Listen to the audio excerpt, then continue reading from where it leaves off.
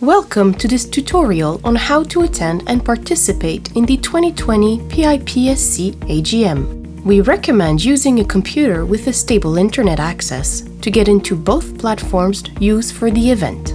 To participate, you will need a computer connected to the internet.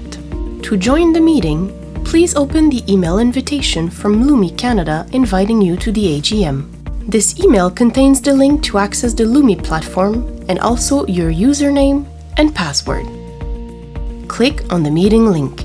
You may connect to the platform 1 hour prior to the start of the meeting. Enter the username and password provided to you in the email and click Submit. Should you experience any difficulties when logging in, please call 1-855-248-7421, which will only be available on December 4th and 5th between 8 a.m. and 6 p.m. Eastern Time, or email informatics@pipsc.ca at any time.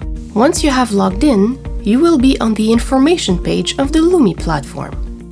It's on this platform that you will be able to vote, send a request to speak, and also open the Zoom app. Next, open Zoom by clicking the hyperlink on the information page of the Lumi platform. This will open the webinar registration page in your internet browser. Here, you need to enter your login information: first name, last name, email, Lumi username, and Lumi password. If necessary, a language choice is available at the bottom of the page. When you have entered your information, please click on Register at the bottom of the page. Once registered, you will need to click the long URL link on the middle of the page to launch Zoom. If you already have the Zoom app installed on your device, click on Launch Meeting. If not, you can click the Download Now to install and open the meeting platform. If you can't download Zoom, you can also join the meeting from a browser by clicking Join from your browser. Please note that your experience will be limited when using the browser to join a Zoom webinar. The meeting will open approximately 30 minutes before the event start time.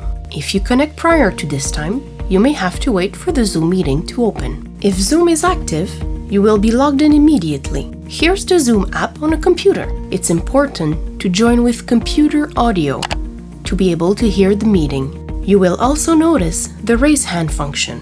Despite the presence of the chat button, this function will be disabled. Select the language of your choice by using the interpretation feature directly on Zoom. When using interpretation, you can disable original audio or keep it in the background.